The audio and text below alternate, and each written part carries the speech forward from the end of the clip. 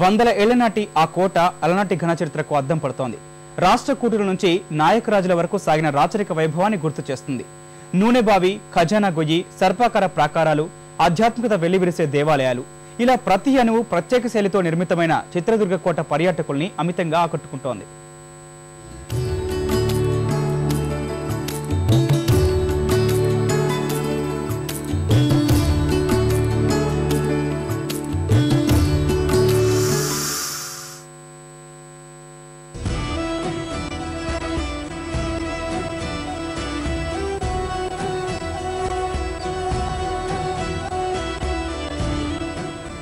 విశాలమైన కోట గోడలు, అడుగడుగున అబ్బురపరిచే రాతి కట్టడాలు చిత్రదుర్గ కోటలోకి అడుగు పెట్టగానే స్వాగతం పలుకుతాయి.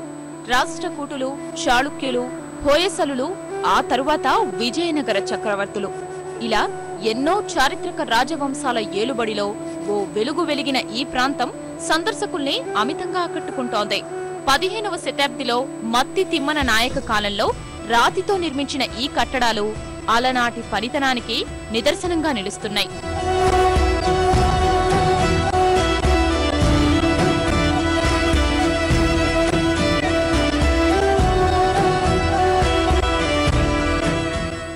కోటలోని చారిత్రక నిర్మాణాలన్నీ వేటికవే ప్రత్యేకతను సంతరించుకున్నాయి. విద్యుత్ లేని ఆ రోజుల్లో వెలుతురు కోసం నూనె దీపాలు, కాగడాలు వెలిగించడానికి అవసరమయ్యే నూనెను నిల్వ చేసేందుకు ఏర్పాటు చేసిన రాతిబావి పర్యాటకుల్ని విశేషంగా ఆకట్టుకుంటోంది. గాలిగోపురం, ఊయల స్తంభం, దీపస్తంభాలు ఇప్పటికీ చెక్కు చెదరలేదు. బాగుండదు, బాగా అంతా ఏ వచ్చే వాళ్ళకంతా బాగా ఇచ్చేస్తారు. ఆ కాలంలో అట్లా ఉండింది. స్కూల్ బుక్ లో చదివింటాము, వన్కోబా ఉండే అదంతా కిండి అవి అంతా చూసినప్పుడు చదివింటాము.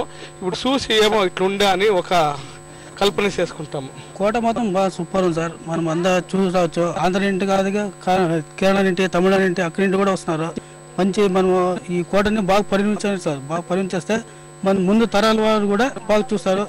ఎట్లెట్లుందా రాజులది కాలం ఎట్లుండే, ఇప్పటికి ఎట్లుండే అనే దానిపైన బాగుంటుంది సార్.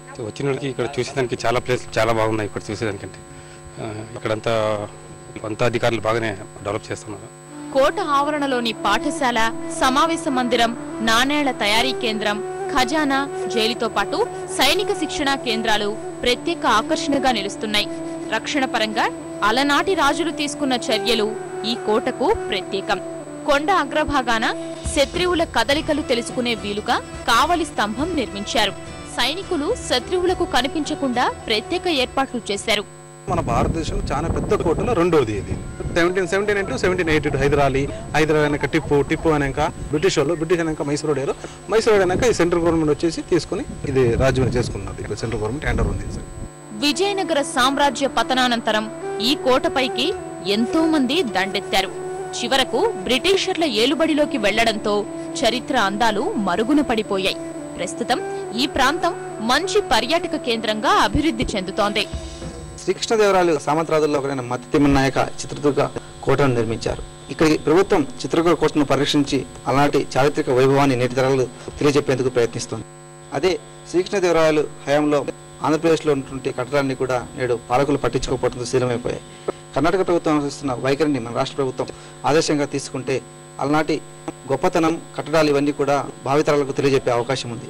కెమెరామెన్ రామకృష్ణతో పూర్ణ చంద్రశేఖర్, ఈటీవీ న్యూస్, చిత్రదుర్గ, కర్ణాటక.